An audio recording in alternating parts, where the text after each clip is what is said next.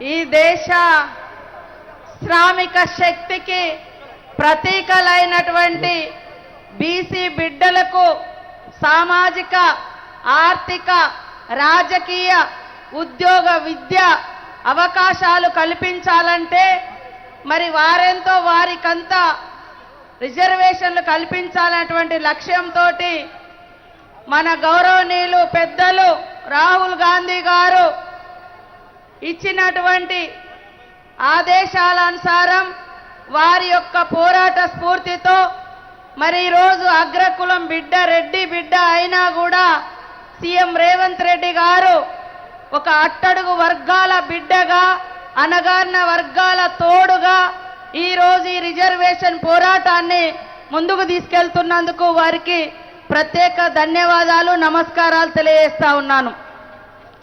అదే కాకుండా వేదిక మీద ఉన్నటువంటి పెద్దలు గౌరవనీయులు బట్టి విక్రమార్కన్న గారు, పిసిసి అధ్యక్షులు గౌరవనీయులు పెద్దలు మహేష్ అన్న గారు, గౌరవనీయులు పెద్దలు సోదరిమణి ఏఐసిసి ఇన్ఛార్జ్ మన మీనాక్షి అక్క గారు, వేదిక మీద ఉన్నటువంటి బడుగు బలహీన వర్గాల మరి మద్దతుగా వచ్చినటువంటి అగ్రకుల బిడ్డలు, ఎమ్మెల్యేలు, ఎంపీలు, మంత్రులు, ఎమ్మెల్సీలు, కార్పొరేషన్ చైర్పర్సన్స్ 2 రోజులుగా ట్రైన్లో అకుంఠిత దీక్షతో మరి ఎట్టి పరిస్థితులలో ఈ రిజర్వేషన్ సాధించాలంటే కేంద్రం మెడలు వంచాలని ఎంతో అకుంఠిత దీక్షతో ఇక్కడికి వచ్చిన మా అక్క చెల్లెలకు, అన్నదమ్ములకు అందరికీ కూడా మరి బీసీ ఉద్యమ అభినందనలు తెలియజేస్తా ఉన్నాను.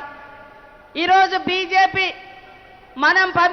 మనం అసెంబ్లీలో బిల్లు పెట్టినప్పుడు 42%కు ఆ రోజు అక్కడ మెప్పు కోసం మరి సంపూర్ణంగా మద్దతు ఇచ్చింది. ఈరోజు కేంద్ర ప్రభుత్వం ఆ బిల్లును ఆమోదింప చేయాల్సినటువంటి బాధ్యత కేంద్రం చేతిలో ఉంది, రాష్ట్రంలో ఉన్నటువంటి బీజేపీ ఎంపీల చేతిలో ఉంది. అది విస్మరించి ఇవాళ గల్లీ రాజకీయాల కోసం, కేవలం ఓట్ల కోసం, తెలంగాణలో ఓట్లు కావాలి కానీ బీసీ వర్గాల యొక్క ఆత్మ గౌరవం కానీ, వారి హక్కులు కానీ వారికి వద్దు. అందుకనే ఢిల్లీలో ధర్నా చేయకుండా గల్లీలలో చేస్తారు. అంటే వాళ్ళ ఆలోచన ఏందో ఇప్పటికైనా మన జాజుల శ్రీనివాస్ గౌడ్ గారు స్పష్టంగా చెప్పడం జరిగింది వాస్తవానికి. సో వాళ్ళు కేవలం ఓట్ల కోసం కులాల మధ్య, మతాల మధ్య, ప్రాంతాల మధ్య విభజన తప్ప, ఆ విభజన రాజకీయాలు కేవలం వాళ్లకు ఓట్ల కోసం, బీజేపీ ఓట్ల కోసం తప్ప ఈ అట్టడుగు వర్గాలకు సామాజిక న్యాయం కోసం కాదు అనేది ఇప్పటికైనా మన అణగారిన వర్గాలు గుర్తుపెట్టుకోవాల్సిన అవసరం ఉంది. ఈరోజు దేశవ్యాప్తంగా 256 కులాలు, గుజరాత్లో మోడీ పుట్టిన రాష్ట్రంలో మోడీ గారు ఎంపీగా ఉన్న యూపీలో కూడా మరి ముస్లింలను బీసీలుగా పరిగణించి రిజర్వేషన్లు అమలు చేస్తా ఉన్నారు. 256 కులాలకు ముస్లింస్ను బీసీలుగా పరిగణించారు. ఈ రోజు ఇక్కడ బిల్లు ఆమోదించకుండా ముస్లింస్ పేరు చెప్తా ఉన్నారు. అయ్యా, ఏ ఒక్క ముస్లిం క్యాస్ట్ను కూడా ఈ రోజు రేవంత్ రెడ్డి గారి ప్రభుత్వం చేర్చలేదు ఈ రిజర్వేషన్లో. తరతరాలుగా ఎవరైతే వెనుకబడి ఉన్నటువంటి ముస్లింస్లను బీసీలుగా ఉన్నారో వాళ్ళనే ఈ కులగణంలో బీసీలుగా పరిగణించారు తప్ప కొత్తగా చేర్చింది లేదు, తీసేసింది లేదు. అంటే మీ విభజన రాజకీయాలు ఎంత వికృతంగా ఉన్నాయో అర్థం చేసుకోవచ్చు. మోడీ గారు పేరుకే బీసీ అంటారు, కానీ ఆయన నరాన, ఆయన డిఎన్ఏలోనే బీసీ వ్యతిరేక భావజాలం, అట్టడుగు వర్గాల వ్యతిరేక భావజాలం ఉంది. అందుకని ఆయన పీఎంగా ఉన్నటువంటి మరి ఆయన ఆఫీస్లో, పీఎంఓ ఆఫీస్లో కూడా అట్టడుగు వర్గాల ఆఫీసర్స్ లేరు. ఇవాళ ఏ కులాలకు కూడా ప్రాతినిధ్యం ఇవ్వకుండా మోసం చేస్తా ఉన్నారు. అదే కాకుండా మన మన్మోహన్ సింగ్ గారి ప్రభుత్వంలో మన సోనియమ్మ గారు కూడా మరి ఐఐఎంలో, ఐఐటిలో మరి ఎడ్యుకేషనల్ ఇన్స్టిట్యూషన్లో రిజర్వేషన్ కావాలి అట్టడుగు వర్గాల కంటే, కాదు రిజర్వేషన్ ఇవ్వద్దు, క్వాలిటీ ఎడ్యుకేషన్ కోసం రిజర్వేషన్లు పనికిరావు అని చెప్పారు. అంటే బడుగు బలహీన వర్గాల బిడ్డలకు ఉద్యోగ, ఉపాధి, విద్యా అవకాశాలలో మరి హై ఎడ్యుకేషనల్ ఇన్స్టిట్యూషన్స్ లో అవకాశాలు ఉండొద్దు, రిజర్వేషన్లు ఉండొద్దు అనేది ఆ రోజే వ్యతిరేకించడం జరిగింది. కాబట్టి ఈరోజు కాంగ్రెస్ పార్టీ మరి మన నాయకుడు రాహుల్ గాంధీ గారు యుగానికి ఒక పురుషుల్లాగా, యుగ పురుషుల్లాగా ఆ రోజు 1931లో కులగణన జరిగితే ఈరోజు సామాజికంగా వెనుకబడ్డ, ఆర్థికంగా ఇవాళ చేతి వృత్తులు, కుల వృత్తులు అంటేనే ఈ దేశానికి వెన్నెముక. ఈ వృత్తులను నమ్ముకొని బతికేది మరి బీసీ బిడ్డలు.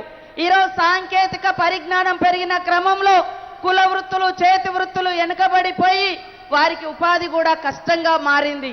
అందుకనే మారుతున్న పరిస్థితులు మరి వారి యొక్క ఆలోచనతోటి ఇవాళ సీఎం గారు తెలంగాణలో మొట్టమొదట దేశంలోనే కులగణన చేపట్టి ఈ దేశానికే మార్గదర్శనం చేయడం జరిగిందని ఈ సందర్భంగా తెలియజేస్తూ, ఖచ్చితంగా మోడీ ప్రభుత్వం ఈ బిల్లును ఆమోదింప చేయాలి.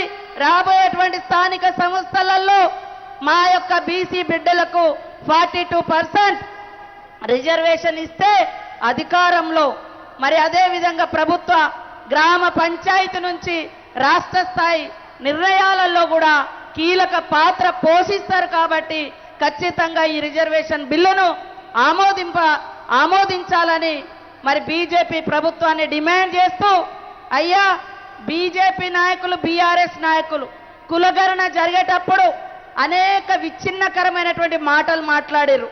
బీజేపీ నాయకులు కొంతమంది పాల్గొనలేదు. ఇక బీఆర్ఎస్ నాయకులు అయితే మామ, కొడుకు, అల్లుడు వాళ్ళు పాల్గొనలేదు. ఇవాళ ఏదేదో మాట్లాడుతున్నారు. మాట ఇచ్చిందంటే కట్టుబడి ఉండి పని చేసేది కాంగ్రెస్ పార్టీ. మరి అట్టడుగు వర్గాలకు అండగా ఉండేది కాంగ్రెస్ పార్టీ. కాబట్టి ప్రతి ఒక్కరూ కూడా మన యొక్క ఎజెండాను, బడుగు బలహీన వర్గాల యొక్క హక్కులను క్షేత్రస్థాయికి తీసుకెళ్లి పెద్ద ఎత్తున ప్రచారం చేసి రాబోయే కాలంలో బీజేపీకి బుద్ధి చెప్పాల్సిన అవసరం ఉంది. ఈ బీసీ వర్గాల వ్యతిరేక పార్టీ బీజేపీకి మరి ఊళ్ళకు రానియకుండా తరిమి కొట్టాల్సిన అవసరం ఉందని కూడా ఈ సందర్భంగా తెలియజేస్తూ, నాకు ఈ అవకాశం కల్పించిన మీ అందరికీ పేరు పేరున జై బీసీ, జై బీసీ, బీసీ ఉద్యమ అభివందనలు తెలియజేస్తూ, జ్యోతిరావు పూలే గారి యొక్క ఆలోచనకు అనుగుణంగా, కాంగ్రెస్ పార్టీ రాహుల్ గాంధీ గారి ఆలోచనకు అనుగుణంగా మన సీఎం రేవంత్ రెడ్డి గారు ప్రతి అడుగు మరి ప్రజల వైపు, పేదల వైపు, అట్టడుగు వర్గాల వైపు నడుస్తున్నటువంటి ఈ ప్రయాణంలో మరి సీఎం రేవంత్ రెడ్డి గారికి ప్రతి ఒక్కరం అండగా ఉంటేనే ఈ హక్కులను సాధించుకోగలుగుతామనేటువంటి విషయాన్ని కూడా గుర్తుపెట్టుకోవాల్సిందిగా ఈ సందర్భంగా తెలియజేస్తూ, జై కాంగ్రెస్, జై కాంగ్రెస్.